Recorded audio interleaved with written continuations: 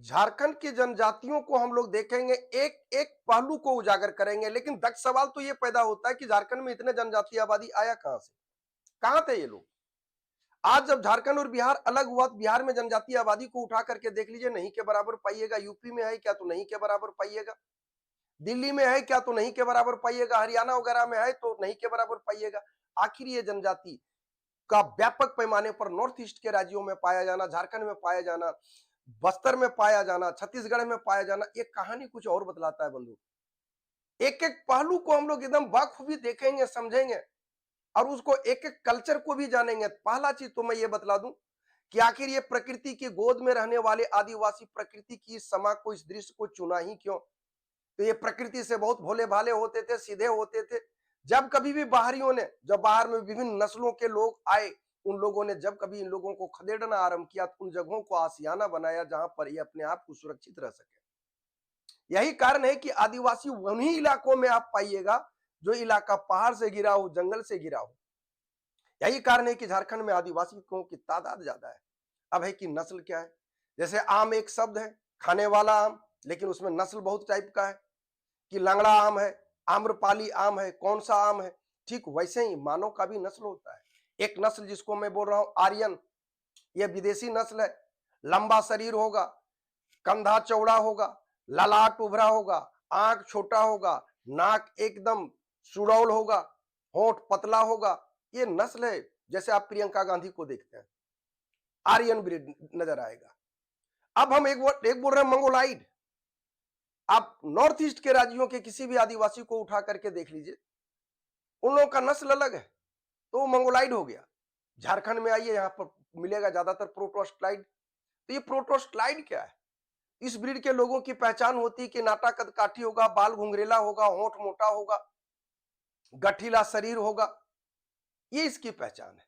तो सारे जनजातियों का रहन सहन, खान पान, आने जाने का एकदम एक एक चीज को हम लोग कथन कारण के साथ समझेंगे। अब बेसिकली देख लीजिए, झारखंड में पाई जाने वाली जनजातियों में 26.2% यहाँ की कुल आबादी का, 26.2% यहाँ की कुल आबादी का आदिवासी आबादी है। उसमें भी अराउंड अबाउट 92%, मतलब 91.7% आबादी जो है वो ग्रामीण है, जो ग्रामीण पृष्ठभूमि में रहती है। उन लोगों की भी अपनी बस्तियां होती है बंधु। 8% ही शहरी, वो शहरी हुए नहीं। औद्योगिकरण के कारण शहरीकरण हो गया, के कारण वो शहरी हो गए। कुछ आदिम जनजातियों की भी बात आएगी। तो वो झारखंड में जो आदिवासी हैं, ये ज्यादातर प्रोटोस्टाइड है, हमने बतलाया। अब इसकी मेरे को 3 कैटेगरी में बांट दीजिए। वो जनजाति जो खेती करना सीख लिया हो, जो खेती कर रहा हो अस्थायी रूप से बस के। कुछ जनजाति है जो केवल घूम फिर रहा है। कुछ लोग आज भी प्रकृति की गोद पर आधारित है, आश्रित है। उस तरह के जनजातियों की भी अपनी एक श्रेणी है। अब उसी में से हम लोग एक देख लीजिए कि हर जनजाति का क्या स्क्रिप्ट है? नहीं है। तो स्क्रिप्ट नहीं है तो क्या है भाई? तो वो लोग अपना गुजारा कैसे करता है? अपनी भाषा को व्यवस्थित रूप नहीं दे पाया, लेकिन कुछ कुछ का है।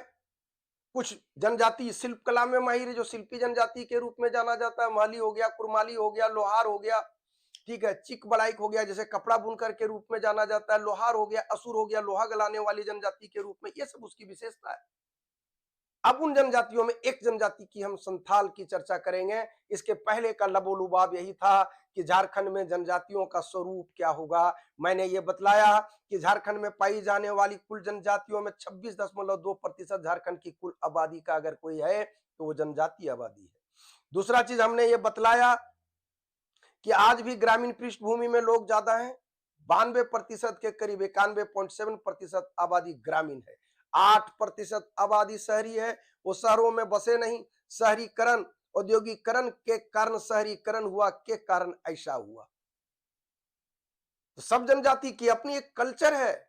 जान के आप चौंक जाओगे बंधु। हम लोगों को लगता है कि हम लोग सभ्य हैं, हम लोग मॉडर्न हैं, हम लोग आधुनिक हैं, हम लोगों के पास समानता है, हम लोगों के पास नजरिया। मैं एक वर्ड बतलाता हूं, विश्व बंधुत्व। क्या है ये विश्व बंधुत्व? विश्व बंधुत्व का मतलब होता है किसी भी चीज को अपनी निगाह से देखने का नजरिया। क्या है ये नजरिया? बात को समझिएगा। हम लोगों की निगाह में लगता है कि आदिवासियों के पास रहने के लिए पक्का मकान नहीं है, आने जाने के लिए सड़कें नहीं है, उन लोगों के पास हॉस्पिटल नहीं है, उसके पास स्कूल नहीं है, उसके पास कॉलेज नहीं है, उसके पास पेयजल नहीं, वो पिछड़ा है। लेकिन जरा उसके नजरिए से आप देखिए तो सरकार की तमाम योजनाएं असफल हो जाती है आदिवासियों के आगे। क्यों? क्योंकि उन लोगों की सांस्कृतिक विरासत को हम लोग समझे नहीं।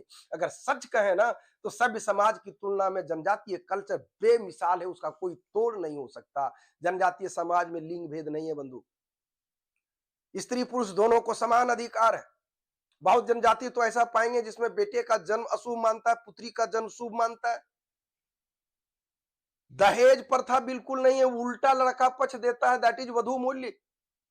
पर्दा प्रथा नहीं है, दहेज प्रथा नहीं है, समानता पर आधारित है, अपनी अर्थव्यवस्था है, अपनी परंपरागत जुडिशरी सिस्टम है। क्या पूछता है जनजातीय समाज सभ्य समाज को, क्या ये तेरे पास है? जवाब होगा नहीं, नहीं और नहीं। तो चलिए हम लोग एक एक कल्चर को देखेंगे। हम लोग चर्चा करेंगे संथाल जनजाति का। नेक्स्ट वीडियो का इंतजार कीजिए जहां संथाल जनजाति पर चर्चा